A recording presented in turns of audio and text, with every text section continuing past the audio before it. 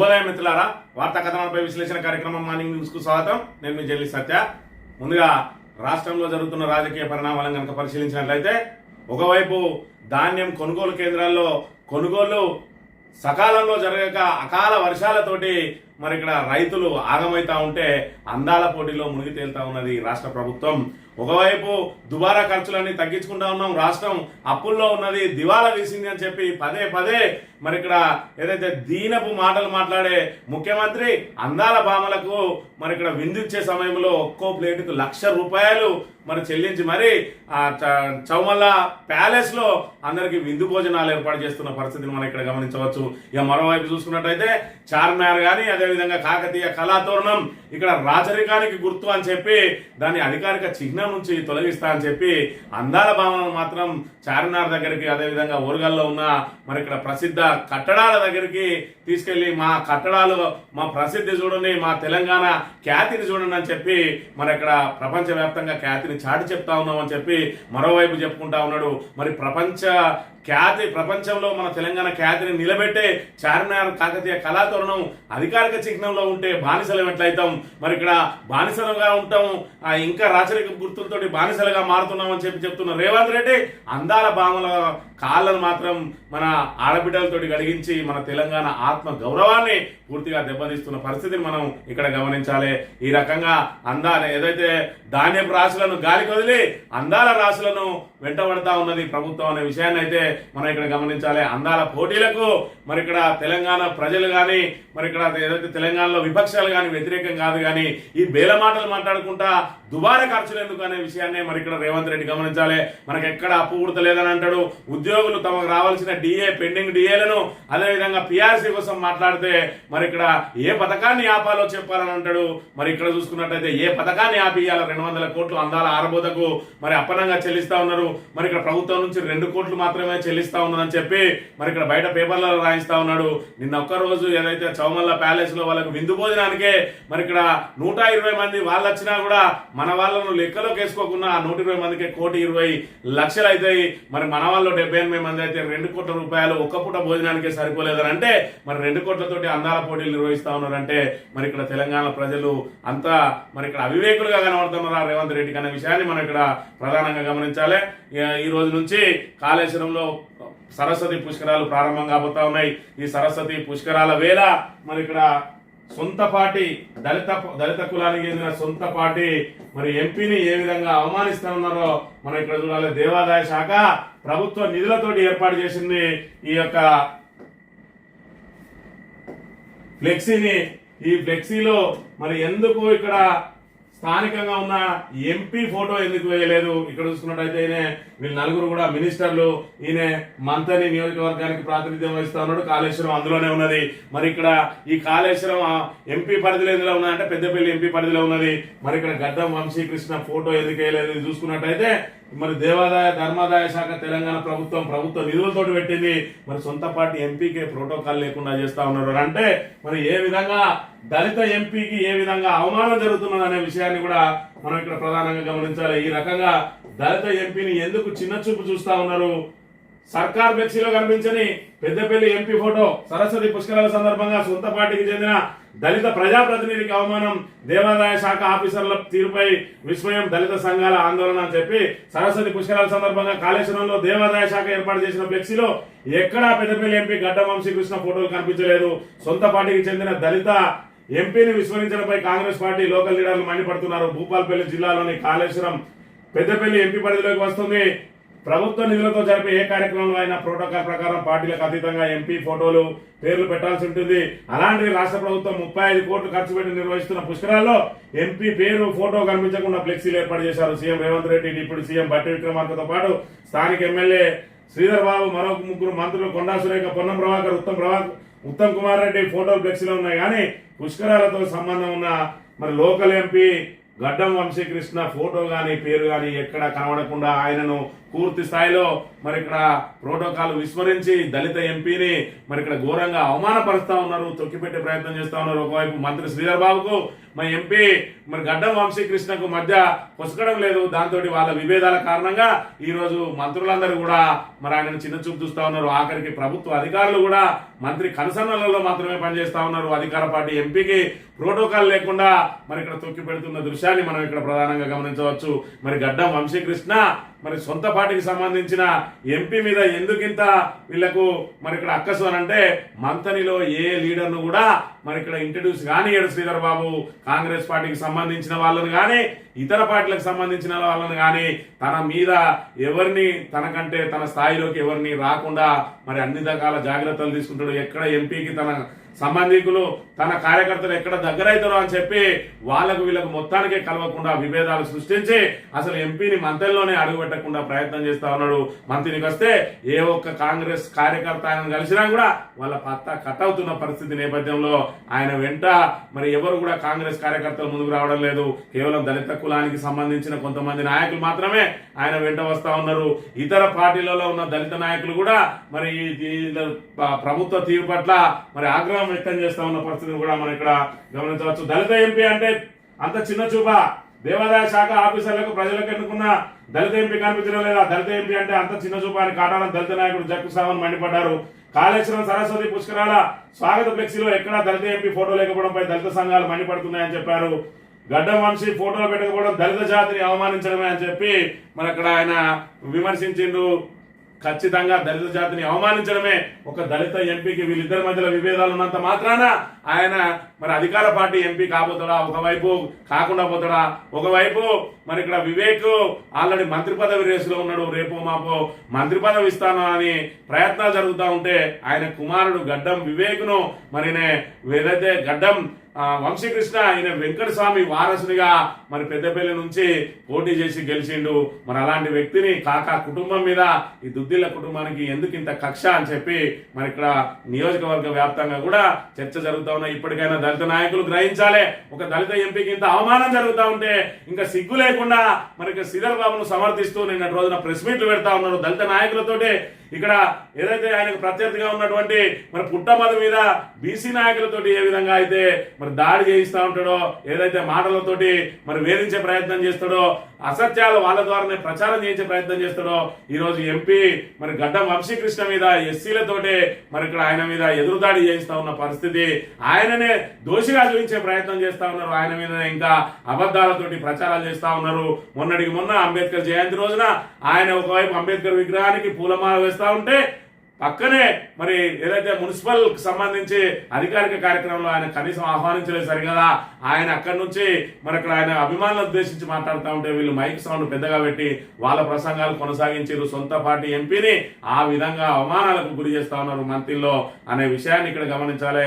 శ్రీధర్ బాబు ఎంతటి వాళ్ళనైనా తొక్కి పెడుతూనే ఉంటాడు. అందుకే కాంగ్రెస్ లో ఇప్పటి వరకు ప్రత్యామ్నాయం లేదు. మంత్రి నియోజకవర్గంలో ప్రత్యామ్నాయం ఎవరైనా వచ్చిందంటే వాళ్ళ పత్తా కడిగేసి వాళ్ళని తొక్కిపెట్టి అవసరమైతే వాళ్ళ మీద అక్రమంగా కేసులు పెట్టి జైల్లో పెట్టేయడానికి కూడా వెనకాడడం అనే విషయాన్ని మనం ఇక్కడ ప్రధానంగా గమనించాలి. ఈ వార్తా కథనాలను కనుక పరిశీలించినట్లయితే అన్నదాతల అగచాట్లు, ఆత్మగౌరవం తాకట్టు, అందాల బావల పాదాల దగ్గర తెలంగాణ ఆత్మగౌరవం. ఇక్కడ చూసుకున్నట్టయితే వీళ్ళు రామప్ప దగ్గరికి పోయి ఏదైతే రామప్ప దేవాలయాన్ని 1000 స్తంభాల గుడిని చూడాలనుకున్నారో వాళ్ళతోటి మన తెలంగాణ ఆడబిడ్డలను మరి వాళ్ళ కాళ్ళు కడిగిస్తున్న పరిస్థితిని మనం ఇక్కడ చూడాలి. రామప్ప ఆలయానికి గత సీఎం కేసీఆర్ యునెస్కో గుర్తింపును సాధించి విశ్వఖ్యాతి తెస్తే అదే రామప్ప ఆలయం సాక్షిగా రేవంత్ సర్కార్ తెలంగాణ ఆడబిడ్డల ఆత్మ గౌరవాన్ని అందాల భావన పాదాల వద్ద తాకట్టు పెట్టింది. వాళ్ళకి ప్లేట్లలో పెట్టి చెంబులతోటి నీళ్లు పోసి మరి ఇక్కడ ఏ రకంగా వాళ్ళతోటి కాళ్ళు కడిగిస్తా ఉన్నాడు అనే విషయాన్ని మనం ఇక్కడ ప్రధానంగా చూడాలి. మరి ఈ రకంగా ఎంతవరకు సమంజసం ఇది అనే విషయాన్ని కూడా చూడాలి. ఆడబిడ్డలతోటి మరి ఇక్కడ వాళ్ళ కాళ్ళు కడిగించి అదే విధంగా వాళ్ళతోటి టవల్ వచ్చి టవల్తోటి కూడా కాళ్ళు తుడిపిస్తున్న పరిస్థితిని కూడా మనం గమనించవచ్చు. ఇక్కడ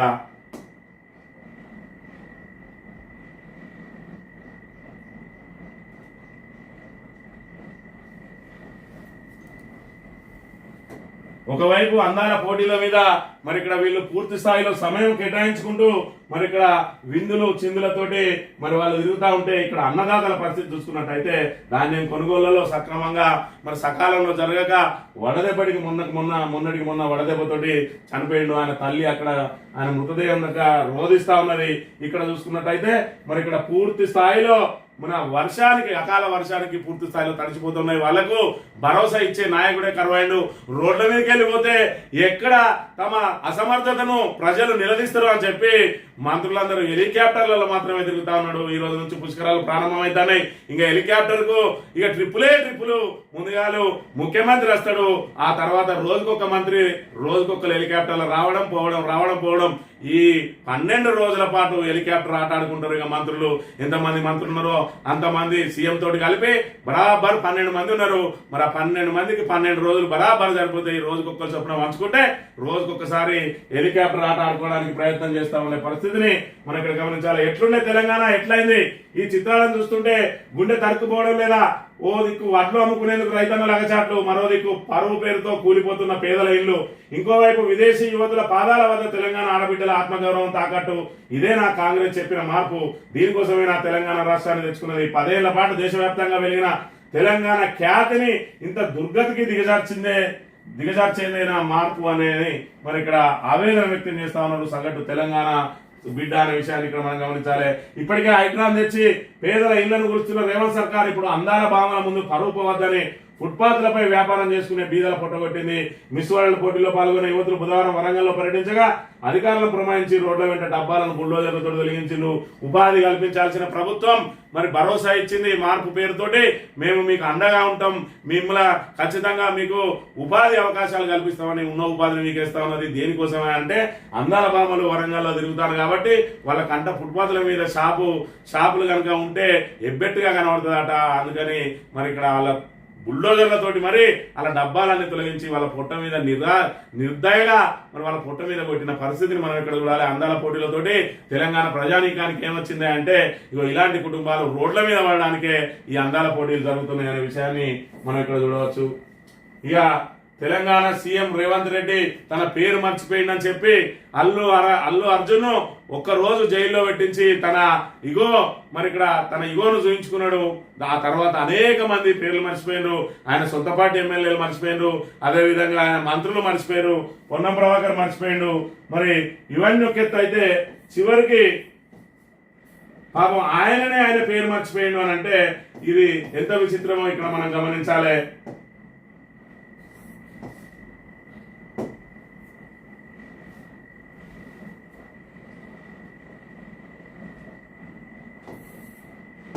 ఈ ప్రభుత్వం 10 సంవత్సరాలైనా 10 కిలోమీటర్ల ధన్యులు తవ్వకపోవడం వల్ల మళ్ళీ ఉత్తమ్ కుమార్ రెడ్డి గారు ముఖ్యమంత్రిగా బాధ్యతలు చేపట్టినాక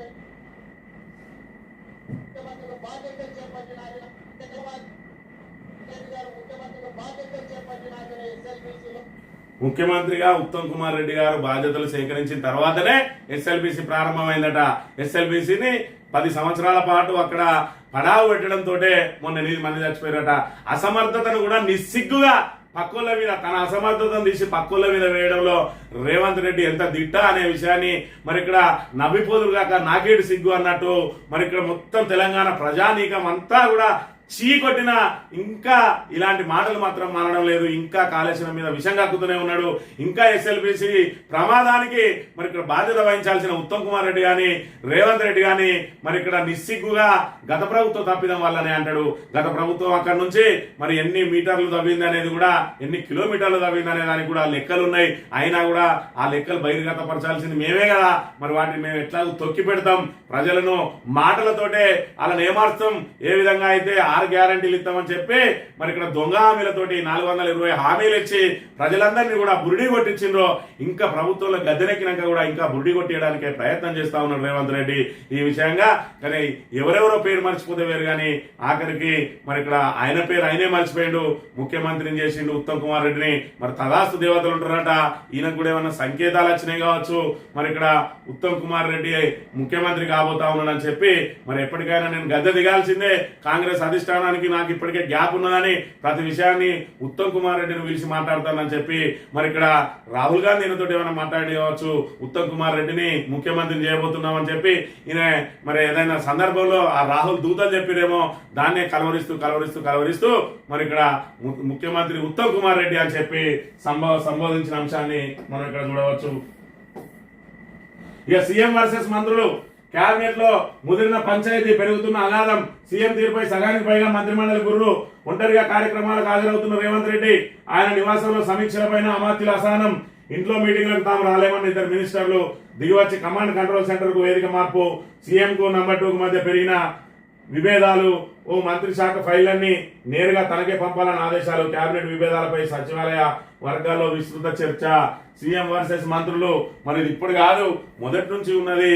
ఆయన ముఖ్యమంత్రి కావడాన్ని మరి ఎవరు జీర్ణించుకోలేకపోతా ఉన్నారు. ఇటు బట్టి విక్రమార్క అయితే, ఉత్తమ్ కుమార్ రెడ్డి అయితే, అదేవిధంగా కోమటిరెడ్డి వెంకటరెడ్డి అయితే, ఇక్కడ శ్రీధర్ బాబు అయితే, అందరు కూడా మరి ఇక్కడ ఆయన ముఖ్యమంత్రి కావడాన్ని జీర్ణించుకోలేకపోతా ఉన్నారు. మరి ఇక్కడ శ్రీధర్ బాబు అయితే మరి ఏంటంటే పాదరసం లాంటోడు, ఏ పాత్రలో పోతే ఆ పాత్రలో ఒదిగిపోయే రకం. మరి అక్కడ రాజశేఖర్ రెడ్డి ఉండని, రోషాయి ఉండని, కిరణ్ కుమార్ రెడ్డి ఉండని, లేదంటే రేవంత్ రెడ్డి ఉండని, నాది నాకుంటే అయిపోయా అనుకునే రకం కాబట్టి ఆయన బయటపడతలేడు. మిగతా వాళ్ళందరూ కూడా బయటపడతా ఉన్నారు. ఏదేమైనా మరి ఇక్కడ సీఎం కు మంత్రులకు విభేదాలు ముదిరినాయి. ఖచ్చితంగా మరి ఇక్కడ ఏదైతే ప్రభుత్వం కూలిపోయే సమయం ఆసన్నమైంది. మరి రేవంత్ రెడ్డి ప్లేస్ లో ఉత్తమ్ కుమార్ రెడ్డి వస్తాడా అనేది వేచి చూడాలి. స్వయంగా ఆయననే మరి ముఖ్యమంత్రిని చేసింది కాబట్టి మరి అది ఆ వాక్ కూడా త్వరలోనే మరి నిజం కాబోతుంది కావచ్చు అనే విషయాన్ని కూడా మనం ఇక్కడ గమనించాలి. రైతులు రోజు రోడ్డెక్కాల్సిందేనా? అన్నదాతల అగచాట్ల మధ్య అందాల పోటీలా కొట్టుకుపోయిన ధాన్యానికి పరిహారం ఇవ్వాలి. ధాన్యం కొనుగోలులో కాంగ్రెస్ ప్రభుత్వ నిర్లక్ష్యం, మాజీ మంత్రి నిరంజన్ రెడ్డి మండిపాటు అని చెప్పి మరి ఇక్కడ రైతులు రోజు ధాన్యం కొనుగోలు చేయాలని చెప్పి నిత్యం రోడ్ల మీద తిరుగుతా ఉంటే మనవాడు మాత్రం ప్యాలెస్లలో తిరుగుతా ఉన్నాడు. మరి చౌముల్లా లాంటి ప్యాలెస్ లాంటి దానిలో లక్ష రూపాయలు పెట్టి ప్లేట్ పెట్టి మరి ఇక్కడ అందాల భావనతోటి విధులు ఆరగిస్తా ఉన్నాడు. కానీ రైతులు ఒకవైపు ఆత్మహత్యలు చేసుకుంటా ఉన్నారు, మరోవైపు ఆరుగాలం శ్రమించి మరి తీసుకొచ్చిన ధాన్యాన్ని సరైన సమయంలో కొనుగోలు చేయక అకాల వర్షాలతోటి కొట్టుకుపోతా ఉంటే మరి వాళ్ళ కనీస భరోసా కల్పించే నాయకుడు మరి లేడు ఇక్కడ అనే విషయాన్ని మనం ఇక్కడ గమనించాలి. ఇక 52వ CJIగా జస్టిస్ గవాయ్ ప్రమాణం. సుప్రీంకోర్టు మరి ఇక్కడ చీఫ్ జడ్జిగా జస్టిస్ గవాయ్. ఈ జస్టిస్ గవాయ్కి తెలంగాణకు అనుబంధం ఉన్నది. ఏ విధంగా అంటే తెలంగాణకు సంబంధించిన కేసులు ఆయన చేతుల్లోనే ఉన్నాయి. మరి ఇక్కడ చూసుకున్నట్టయితే ఈ రోజే HCU భూముల మీద మళ్ళీ విచారణ ప్రారంభంగా పోతా ఉన్నది.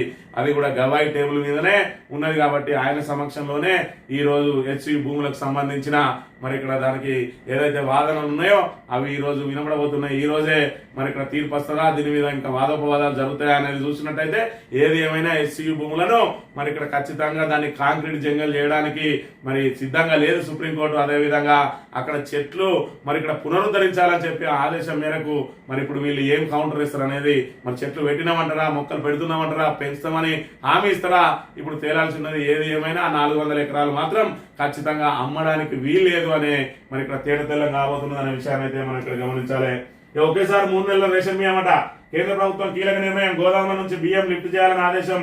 జూన్ లో పంపిణీ చేసేందుకు అధికారుల కసరత్తు అని చెప్పి మరి ఇక్కడ రేషన్ బియ్యానికి సంబంధించి గోదాములలో పేరుకపోయినాయి కాబట్టి మళ్ళీ CMR ధాన్యాన్ని తీసుకొచ్చి వాటిలో నిల్వ చేయాలనంటే మరి గోడౌన్లు ఖాళీగా లేవు కాబట్టి 3 నెలలకు సంబంధించి ఒకటేసారి మరి రేషన్ పంపిణీ చేయాలని ఒక్కొక్కరికి ఏదైతే 6 కిలోలు ఇస్తా ఉన్నారో మరి ఇంట్లో 4 ఉంటే 24 కిలోలు ఇంటూ 3 72 కిలోలను కూడా మరి ఈ నెల 4 సభ్యులు ఉన్న వాళ్ళకు 72 కిలోలు జూన్ నెలలో మరి ఇక్కడ పంపిణీ చేయడానికి ఇక్కడ సిద్ధమవుతున్న పరిస్థితిని మనం ఇక్కడ గమనించాలి.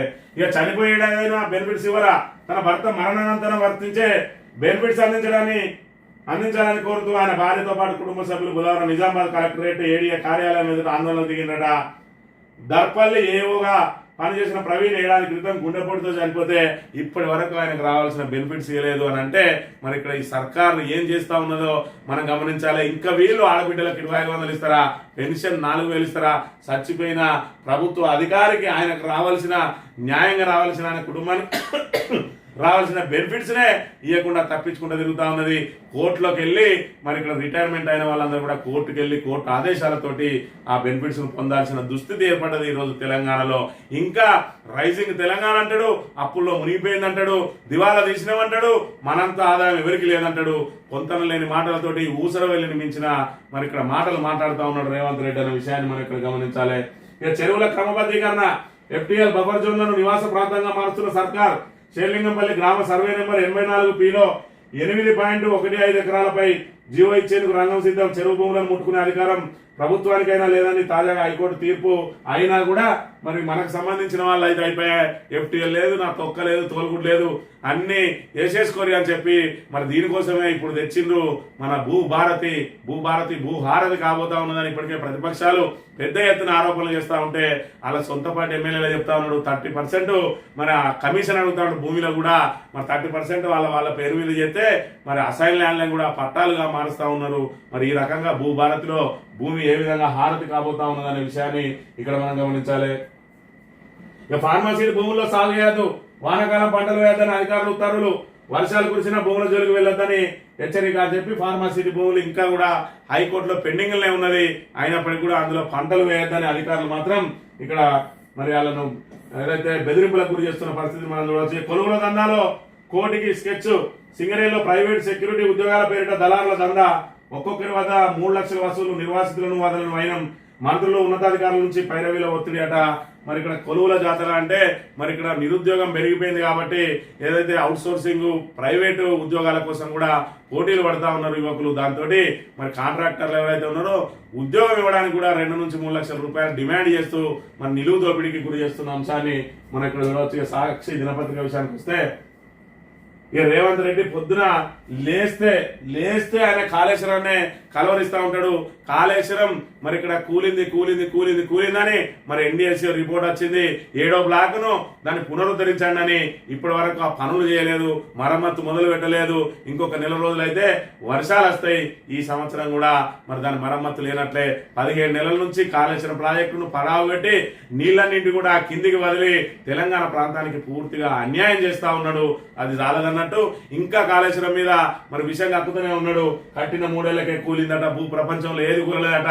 మరి ఇక్కడ ఈ మాటలు ఇప్పటికే మరి ఏదైతే ప్రతిపక్షంలో ఉన్నప్పుడు ఈయన మాటలు నమ్మి మరి జనం వెంట నడిచిండ్రో ఇవాళ చూసుకుంటే 17 నెలలు కాదు 8 నెలలు కాకముందే మరి ఇక్కడ అప్పుడు కూడా మరి ఏదైతే MP ఎలక్షన్ కాబట్టి దానికి ఒక 3 నెలలు అయింది. అంటే 4-5 నెలల్లోనే వాళ్ళ ప్రతాపం ఏంటో తెలిసిపోయింది, వాళ్ళ మరి ఇక్కడ పాలన ఏ విధంగా ఉంటుందో తెలిసిపోయింది, వాళ్ళ సమర్థత ఏందో తెలిసిపోయింది. దాంతో ప్రజలు చీకొడుతున్నా కూడా ఇంకా అబద్ధాల మీదనే, అబద్ధ పునాదుల మీదనే ఇంకా నడుస్తా ఉన్నారు. ఇప్పటి వరకు వీళ్ళు కొత్త ప్రాజెక్టు కట్టలే, కొత్త పాలసీ తేలే, కొత్త మరి ఇక్కడ ఒక ఇటుక కూడా వేర్చి కొత్త కట్టడం కట్టలేదు. పైపెచ్చు 6 గ్యారంటీలు 500 రోజులు దాటి 600 రోజులకు వస్తున్నా ఇప్పటి వరకు దానికి సంబంధించి 6 గ్యారంటీలను అమలు చేయలేదు. కేవలం RTCలో ఉచిత బస్సు పథకాన్ని మాత్రమే అమలు చేశారు. అది కూడా మహాలక్ష్మిలో 3/1 చేసి మేము చేసినామని గొప్పలు చెప్పుకుంటా ఉన్నారు. మరోవైపు RTC మరి ఇక్కడ పూర్తిగా కార్గో పేరుతోటి RTCని బలోపేతం చేసిండు కేసీఆర్. ఆ బలోపేతమైన దాన్ని ఇవాళ దివాలా దించే దిశగా ఉన్నారు. ఎందుకంటే ప్రతి నెల 300 కోట్లు మనం ఇక్కడ చెల్లించాలి, రూపాయి కూడా చెల్లించకుండా RTC మీద భారం మోపుతున్న పరిస్థితిని మనం ఇక్కడ చూడవచ్చు. రామపాలయం దగ్గర అందాల బాగులకు సంబంధించి మరి ఇక్కడ పూర్తి స్థాయిలో వాళ్ళు దాన్ని సందర్శించారు. యునెస్కో గుర్తింపు పొందింది. ఇదంతా కూడా రేవంత్ రెడ్డి ఏది చూపించినా ఇప్పటి వరకు మరి ఆయన కట్టిన ఒక కట్టడం కూడా చూపించలేకపోయిండు. మరి ఇక్కడ రామపాలయానికి యునెస్కో గుర్తింపు తీసుకొచ్చింది BRS ప్రభుత్వం. ఈ రోజు ఏదైతే శిల్పకళా సంపదను మరి కాపాడడానికి ప్రయత్నం చేసింది. తెలంగాణ వైభవాన్ని ప్రపంచానికి చాటి చెప్పింది BRS ప్రభుత్వం. ఈ రోజు కేసీఆర్ కట్టిన కట్టడాలు, కేసీఆర్ ఏదైతే కాపాడిన శిల్ప సంపదను ఇవాళ తెలంగాణ గర్వంగా చెప్పుకునే విధంగా మరి రేవంత్ రెడ్డి చూపిస్తా ఉన్నాడు. మరి ఇక్కడ రేవంత్ రెడ్డి చూపించేదానికి ఒక్కసారి ఆలోచన చేయాలి. మరి ఏదైతే అధికారిక చిహ్నంలో మనకు కాకతీయ కళాతోరణం ఉండద్దన్నాడు, చార్మినార్ ఉండద్దన్నాడు, వాళ్ళిద్దరి దగ్గరికి ఆ రెండింటి దగ్గరికి తీసుకుపోయి చూపించిండు. అదే విధంగా మరి ఇక్కడ ఏదైతే బతుకమ్మ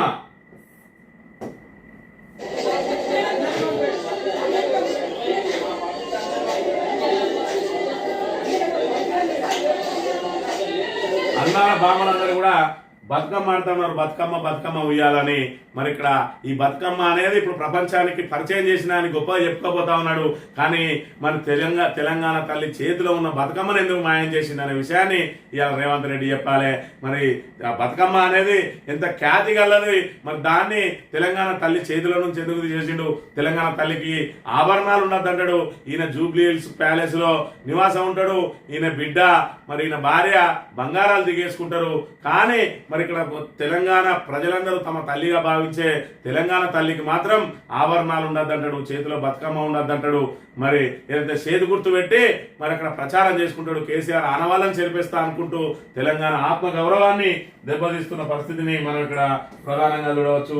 ఆంధ్రజ్యోతి విషయానికి వస్తే ఇంజనీర్ల పని నేతలు చేయదు, అలా చేసిన ఫలితమే కాళేశ్వరం ప్రాజెక్టు ప్రపంచంలో 3 ఏళ్లకే కూలింది. మరి ఇంకా మనం ఏం చేయకుండా మంచిదే. ఎదుటోని తిట్టుకుంటూ ఎదుటోడు తప్పులు చేసిండు అని చెప్పుకుంటే మనం ఏం చేయకపోయినా కూడా మనం మరి ఇక్కడ వాళ్ళకంటే మెరుగ్గా కనబడొచ్చని ఆ ఒక్క దాన్నే నమ్ముకొని 17 నెలలుగా అదే పని చేస్తా ఉన్నాడు. అదే కాళేశ్వరం మీద ఈ 17 నెలల నుంచి ఇంకా కుట్రలు పడుతూనే ఉన్నాడు. ఒక్క ప్రాజెక్టును పూర్తి చేయకపోయిండు.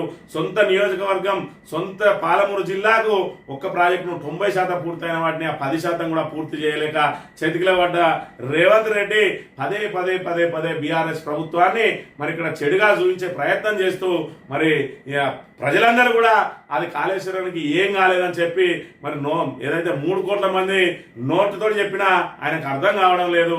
అర్థం కాదు, నిద్రపోయేటువంటి లేపచ్చు కానీ నిద్ర నటించడం లేవరాదు. కాళేశ్వరం ప్రాజెక్టు అనేది ఒక అద్భుతమైన ప్రాజెక్టు. మరి వాళ్ళ గురువు గారైనా మరి చంద్రబాబు నాయుడు గారికి నీళ్లు పోవాలంటే కాళేశ్వరం కూలిపోవాలి, అదే ఈయన కోరుకునేదా అని చెప్పి తెలంగాణ ప్రజలందరూ ఒకసారి మరి గమనించాలి. ఈరోజు చూసుకున్నట్టయితే 17 నెలల నుంచి దాన్ని ఎందుకు మరమ్మతు చేయకుండా ఆపుతా ఉన్నాడు.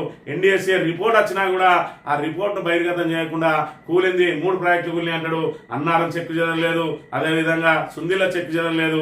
సీపేజీలు అనేటి నాగార్జున సాగర్ కూడా సీపేజీలు వస్తాయి. మరి ఆ సీపేజీని బూచిగా చూపెట్టి ఈరోజు 3 గేట్లు ఎత్తి పూర్తి స్థాయిలో మరి గోదావరి జలాలను, ప్రాణహిత జలాలను ఏపీకి అందే విధంగా మరి తెలంగాణలో ఉండి ఏపీ కోసం పనిచేస్తున్న ముఖ్యమంత్రి ఎవరైనా ఉన్నారు అంటే అది రేవంత్ రెడ్డి అనే విషయాన్ని మనం ఇక్కడ ప్రధానంగా గమనించాలి. శిల్ప సౌందర్యం, రామప్ప శిల్పాల మధ్య ప్రపంచ సుందరిమణుల సందడి. మరి ఇక్కడ చూసుకున్నట్టయితే బతుకమ్మ ఇవాళ రేవంత్ రెడ్డి ఏదైతే తెలంగాణ తల్లి చేతిలో నుంచి మరి తీసేసిన బతుకమ్మకు గుర్తింపు అనేది ఎక్కడ పోదు. ఇవాళ కేసీఆర్ ఆనవాళ్ళుగానే మరి భావిస్తా ఉన్నాడు ఎవరైతే రేవంత్ రెడ్డి. బతుకమ్మను కూడా అందుకే తెలంగాణ తల్లి చేతికి తీసేసిండు. కానీ ప్రజల గుండెల్లో నుంచి మాత్రం మరి తెలంగాణ ఏదైతే బతుకమ్మ తొలగించలేము, అదేవిధంగా కేసీఆర్ ను తొలగించలేము అనే విషయాన్ని మనం ఇక్కడ ప్రధానంగా గమనించాలి. సింధు జలాలపై నిర్ణయాన్ని పునఃసమీక్షించండి. భారత్ కు పాకిస్తాన్ జలవనరుల శాఖ లేక తీవ్ర దుర్భిక్షం నెలకొంటుందంటూ ఆందోళన. స్వతంత్ర దేశంగా బలూచిస్తాన్ గుర్తించాలంటూ భారత్ ఐరాసకు బిఎల్ఏ వినతి. బిఎస్ఎఫ్ జవాన్ ను భారత్ కు అప్పగించిన పాక్, ఆ దేశ రేంజర్ ను విడుదల చేసిన భారత్.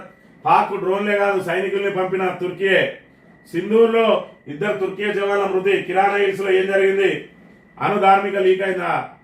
భారత పాక్ కలిసి డిన్నర్ చేయాలి, 2 దేశాల మధ్య యుద్ధాన్ని నేనే ఆపాను ట్రంప్. ఈ సందట్లో సడమి అన్నట్టున్నది ట్రంప్ పరిస్థితి. మరోవైపు దాన్ని సమర్థంగా తిప్పికొట్టడంలో మాత్రం నరేంద్ర మోడీ విఫలమైందనే చెప్పాలి. ఇవాళ ట్రంప్ మధ్యవర్తిత్వం చేసిన అని చెప్పి ఏదైతే చెప్పుకుంటా ఉన్నాడో దాన్ని బలంగా భారత్ తిప్పికొట్టలేదు. మరోవైపు మరి నరేంద్ర మోడీ ప్రతిష్ట దిగజారింది. 3వ పక్షం మా దగ్గర జోక్యం చేసుకోవద్దని. కానీ ఏది ఏమైనా ఇలా బలూచిస్తాన్ స్వతంత్ర దేశంగా ప్రకటించుకుంటున్నది అని అంటే అది భారత్ విజయంగానే భావించాలి. మరి ఇందిరాగాంధీ యుద్ధం చేసిన రోజున మరి పశ్చిమ పాకిస్తాన్ ను బంగ్లాదేశ్ గా మరి ప్రత్యేక దేశంగా చేసింది. ఇవాళ మనం మళ్ళీ యుద్ధం చేసినాక ఈరోజు బలూచిస్తాన్ మరింత బలపడ్డది. అక్కడ సైనికులను తరిమి కొట్టి మరి స్వతంత్ర దేశంగా ప్రకటించుకున్నది. గుర్తించాలని చెప్పి ఐరాస కూడా వినతి చేస్తా ఉన్నదంటే ఇదంతా కూడా మరి భారత్ సాధించిన ఘన విజయం. పాకిస్తాన్ మనతో పెట్టుకుంటే మరి ఇంకా 4 రోజులైతే పీఓకే కూడా పూర్తిగా మన చేతిలోకి వచ్చేది. మరి ఇక్కడ టర్కీని చూసుకున్నట్టయితే నమ్మక ద్రోహమైన దేశం ఏదైనా ఉన్నది అని అంటే అది టర్కీ మాత్రమే. భూకంపం వచ్చిన రోజు మరి అనేకంగా వాళ్ళకు సహాయం అందించి రెస్క్యూ చేసి వాళ్ళకు మందులు పంపించి ఆహార పదార్థాలు పంపించి వాళ్ళని ఆదుకుంటే ఇవాళ అది పాకిస్తాన్ తోటి మన మీదనే యుద్ధం చేయడానికి తన సైనికులను కూడా పంపింది అని అంటే మరి దానికి నమ్మక ద్రోహమైన ప్రభుత్వం ప్రపంచం లేదన్నా ఉంటుంది అనే విషయాన్ని గమనించాలి. ఏది ఏమైనా సింధు జలాలను నిలిపివేయడం, మరి ఇక్కడ పాకిస్తాన్ అక్కడ మరి దాని మంచినీళ్ళు దొరకక విలవిల్లాడుతున్న పరిస్థితి మనం ఇక్కడ చూడాలి. సింధు జలాలను ఆపితే ఏమైంది మాకన్నారు, ఇవాళ చూసుకుంటే సింధు జలాలు ఆపితే పాకిస్తాన్ విలవిల్లాడుతుంది అనే విషయాన్ని కూడా మనం ఇక్కడ ప్రధానంగా గమనించాలి. ఈనాడు దినపత్రిక విషయానికి వస్తే ఎలా కట్టకూడదో చెప్పేదే కాళేశ్వరం అట, ఎలాంటి ప్రభుత్వాన్ని ఎన్నుకోకూడదో చెప్పేదే నేటి రేవంత్ రెడ్డి ప్రభుత్వం అనేది మాత్రం ఇక్కడ తెలంగాణ ప్రజలకు అర్థమైపోయింది. ఇంకో 30-40 ఏళ్ల వరకు కాంగ్రెస్ ముఖం కూడా చూడరు. ఎందుకంటే మరి కాంగ్రెస్ ఎన్ని రకాల వేధించింది ఉమ్మడి ఆంధ్రప్రదేశ్ అనే విషయాన్ని మనందరికీ తెలుసు. అయినప్పటికీ కూడా మళ్ళీ మరి 10 ఏళ్ల తర్వాత కాంగ్రెస్ కి ఎందుకు అవకాశం ఇచ్చింది అంటే మరి ఇక్కడ ఏదైతే కేసీఆర్ పాలన అద్భుతంగా జరుగుతూ ఉన్నదో, మన ఈ అద్భుత పాలనలో పాత రోజులన్నీ మర్చిపోయినాం. మరి ఇక్కడ రోజులకు రోజులు కరెంటు కోతలను మర్చిపోయినాం, మనకు సుక్క నీళ్ళు దొరికిన పరిస్థితిని మర్చిపోయినాం, మన దగ్గర వ్యవసాయమే దండగా అనే స్థాయికి వచ్చిన విషయాన్ని మర్చిపోయినాం, మనం అన్ని వలసలు వెళ్లిన విషయాలను మర్చిపోయినాం. మరి 10 ఏళ్ల పాటు సుభిక్షంగా ఏ విధంగా అయితే జీవనం సాగించినామో మరి ఇక్కడ వీళ్ళు చెప్పిన మాయమాటలు నమ్మి వాళ్ళ పాత మరి అవన్నిటిని కూడా మర్చిపోయినాం. ఇలా రేవంత్ రెడ్డి వాటి అన్నిటిని కూడా గుర్తు చేసి మీరు మళ్ళా ఏదైనా బీఆర్ఎస్ మళ్ళీ అధికారంలోకి వచ్చిన తర్వాత మళ్ళీ మీ వాళ్ళ పాలన గాడిలో పడి మరి తెలంగాణ అంతా కూడా మళ్ళీ సుభిక్షంగా మారినా మళ్ళీ పొరపాటున కూడా కాంగ్రెస్ ని ఎన్నుకోవద్దు అని చెప్పి మరి బలమైన ముద్ర వేస్తా ఉన్నాడు రేవంత్ రెడ్డి. ఇక సచ్చిన కాంగ్రెస్ కోటేద్దని చెప్పి దీని ఒక గుణపాఠంగా తెలంగాణ ప్రజలు భావించబోతున్నారు అనే విషయాన్ని మనం ఇక్కడ ప్రధానంగా గమనించాలి.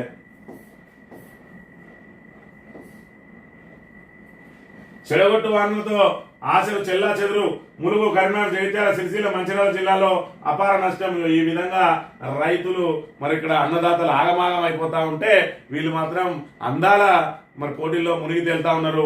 ఒకవైపు ధాన్యపు రాసులు మరి ఇక్కడ వర్షార్పణం అవుతా ఉన్నాయి. వీళ్ళు అందాల రాసుల చుట్టూ మరి తిరుగుతూ వాళ్ళకి ఏ రోజు ఏం ఏర్పాట్లు చేయాలి అనే దాని మీద మరి ఇక్కడ ఒక 12 రోజుల పాటు ఇప్పుడు ఈ రోజు నుంచి పుష్కరాలు ప్రారంభం అవుతున్నాయి. మరి దీనిలో ఈ 12 రోజులు మరి మంత్రులు హెలికాప్టర్ ఆటాడుకుంటారు.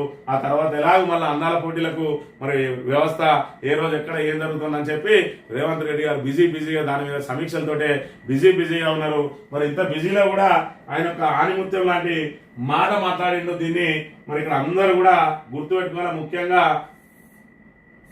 తెలంగాణలో ఉన్న అధికారులు కానీ పోలీసులు కానీ మరి ఖచ్చితంగా గుర్తుపెట్టుకోవాల్సిన మాటనైతే మాట్లాడిన విషయాన్ని మనం ఇక్కడ ప్రధానంగా చూడాలి. ఎవరైతారులు నేను స్పష్టంగా చెప్తున్నా, రాజకీయ నాయకులకు ఉన్న పరిమితమైన జ్ఞానంతో మీకు ఏదైనా చెబితే చేస్తే తర్వాత ఊచలు లెక్క పెట్టాల్సింది మీరే. ఇది ప్రభుత్వ అధికారులు అందరూ కూడా గుర్తుపెట్టుకోవాలి. దాంతోపాటు పోలీస్ అధికారులు కూడా గుర్తుపెట్టుకోవాలి. ఎవరో రాజకీయ నాయకుడు మిమ్మల్ని ప్రేరేపించి తప్పుడు కేసులు పెట్టించినా లేదంటే ఇతర అధికారులు మీతోటి తప్పుడు సంతకాలు పెట్టించి ఆ భూములే కానీ జాగలే కానీ ఇతర విషయాలు కానీ అభివృద్ధి పనులు కానీ కాంట్రాక్టులు కానీ ఏ విషయంలో అయినా రాజకీయాలు ప్రేరేపితమై మీరు తప్పు చేస్తే ఊసలు లెక్క పెట్టాల్సిందే అని చెప్పి ముఖ్యమంత్రి హెచ్చరిస్తా ఉన్నాడు. ఇక మీరు ఆలోచన చేసుకోవాలి. మరి ఇక్కడ రాజకీయ నాయకుల మాటలకు మరి మీరు ప్రేరేపితమై మరి వాళ్ళ ఏదైతే వాళ్ళ ప్రాపకం కోసం మీరు మరి తప్పుడు కేసు పెట్టినా లేకపోతే తప్పుడు పనులు చేసినా ఖచ్చితంగా ఊచలు లెక్క పెట్టాల్సిందే అని చెప్పి సాక్షాత్తు ముఖ్యమంత్రి చెప్తాడు. కాబట్టి ఇకనైనా అర్థం చేసుకోవాలి. మరి రేవంత్ రెడ్డి పర్ఫెక్ట్ గా ఇంకా 3 ఏళ్ళు ఉండేదైతే నమ్మకం లేదు. మరి ఇక్కడ ఈయన మారి ఇంకోలు వచ్చినా ఈ ప్రభుత్వానికి కూలదోసే ఆలోచన అయితే బీఆర్ఎస్ లేదు. కాబట్టి ఈ 3 సంవత్సరాల పాటు కాంగ్రెస్ అధికారంలో ఉంటది. ఇక సచ్చిన కాంగ్రెస్ అధికారంలోకి రాదు. అధికారులు మరి ఇక్కడ ఈ 3 ఏళ్ల పాలన కోసం తమ 30 ఏళ్ల సర్వీసును కోల్పోతారా అనే విషయాన్ని కూడా ఒకసారి మరి మననం చేసుకోవాలని కోరుతూ ఇది ఈ రోజు మార్నింగ్ న్యూస్. రేపు వెళ్తాం. Thank you very much.